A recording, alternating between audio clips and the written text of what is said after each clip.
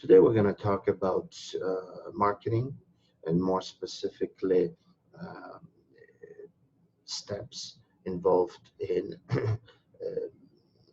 building strategic marketing plan. But before we go into that, which will come later on in a video, I think it's important to start with a couple important definitions and constructs.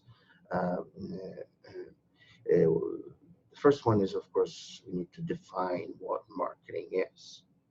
And there are many definitions out there, and depends on the person, depends on the perspective. I personally like the definition provided by Merriam-Webster Dictionary. Uh, the definition um, reads that marketing involves all activities engaged in the transfer of the product from the producer to the consumer, so the entire process.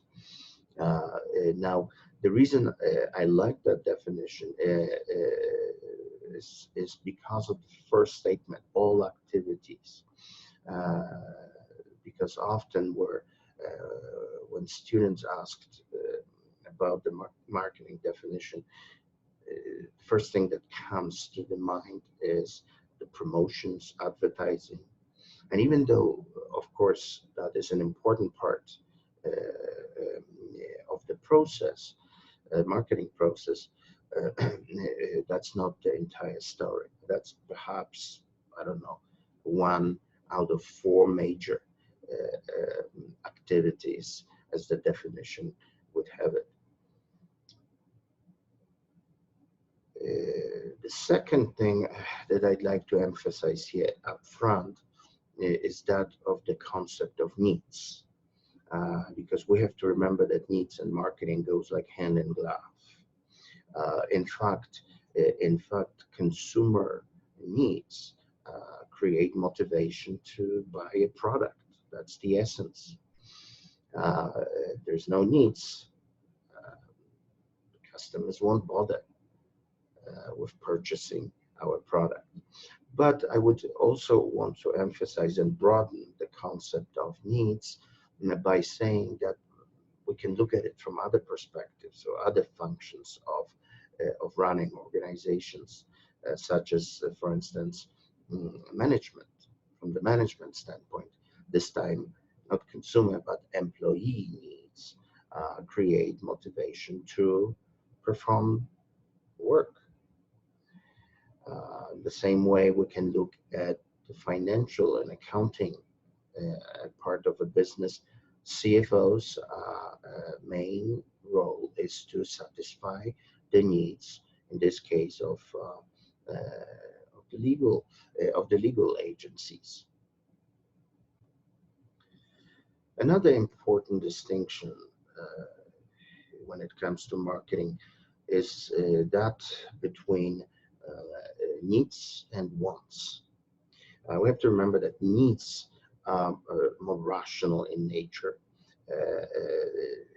They represent our necessities, and they are a result of our sober analysis. So, for example, the basic human need of hunger, that that would be a need. Wants, on the other hand, are more emotional in nature. They represent our desires, and while needs respond to the question of what, like for example, uh, hunger, that once answer the question how. In other words, how we're going to satisfy that need, hunger. And of course, there are many ways to do so. We can do it by ordering Chinese, ordering Italian, or I don't know, pizza. So there are many ways to do so.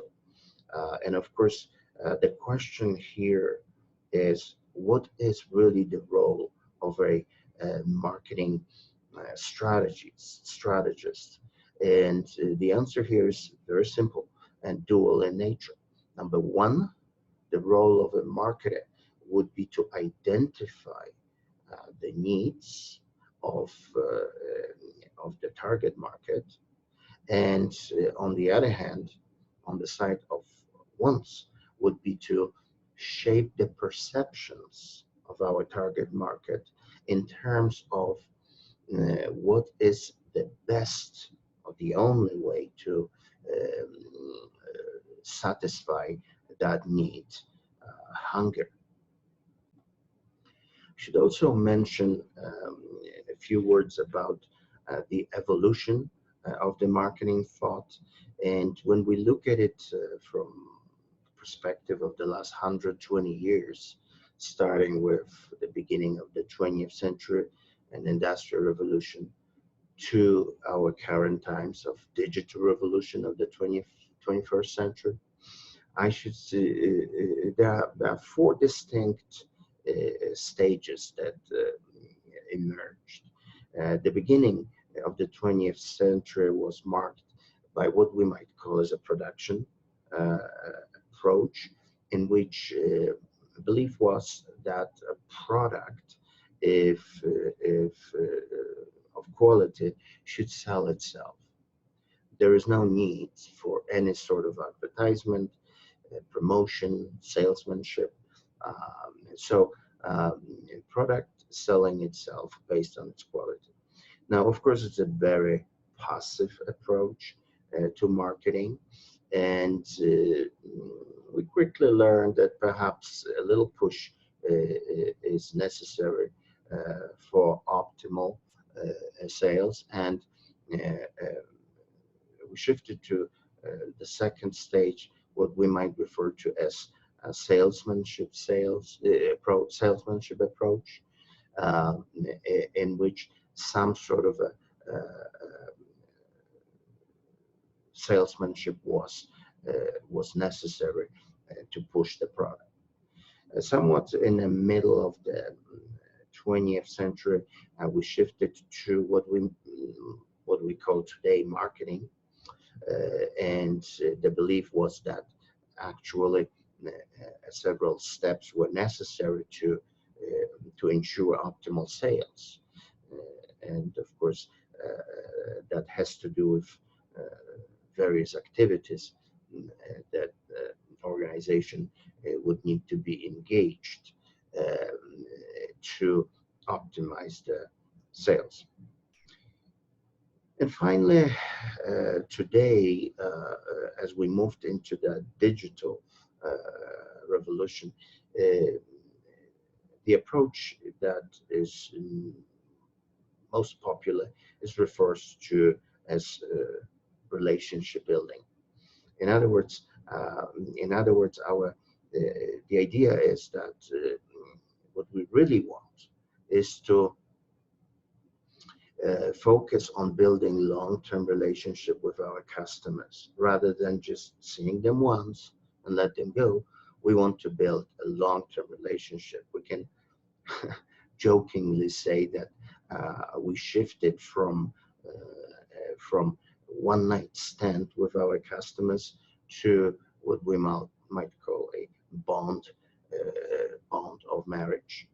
We want them here, and we want them here for a long time. In fact, if you allow me, I can read you a few statistics on what benefits on maintaining long-term relationship with customers. So number one,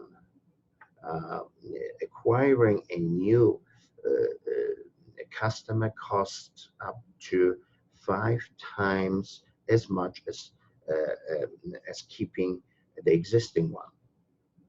Number two, long-term customers buy more, take less of the company's time, bring in new customers, and are less price sensitive. Number three, satisfied customers are the best advertisement for a product. Number four, firms perceived to offer superior customer service find that they can charge as much as 10% more than their competitors. And finally, research indicates that dissatisfied customers may tell as many as 20 other people about their bad experience. When we talk about the evolution of the marketing thought, I should probably also mention the dichotomy between two management theorists, that of Michael Porter and Henry Mintzberg. Michael Porter would probably be defined as a more of a reactive theorist.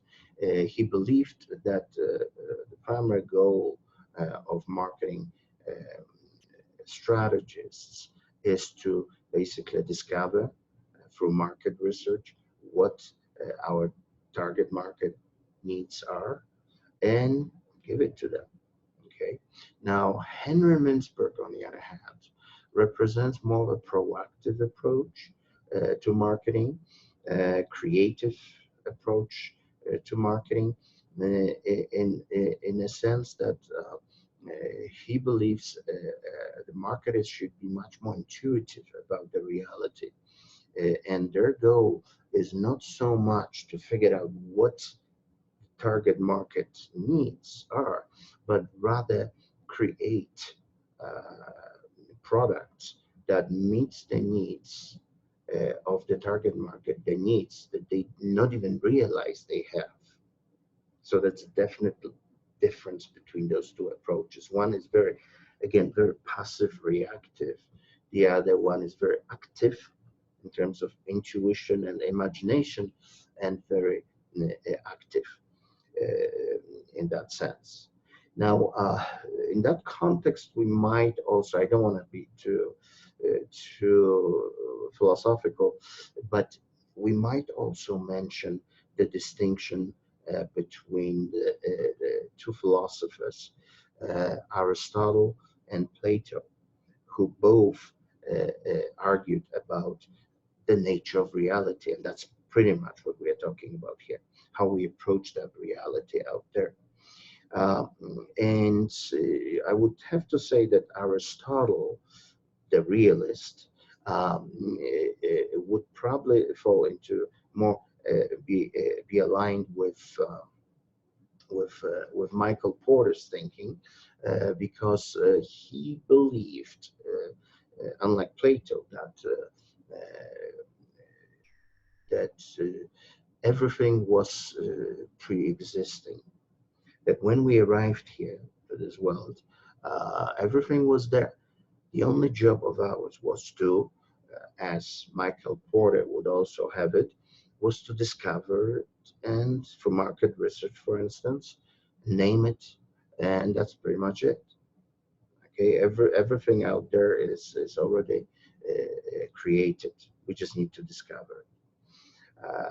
Now, on the other hand, Plato would disagree with Aristotle, and with that would fall more in line with Henry Mintzberg.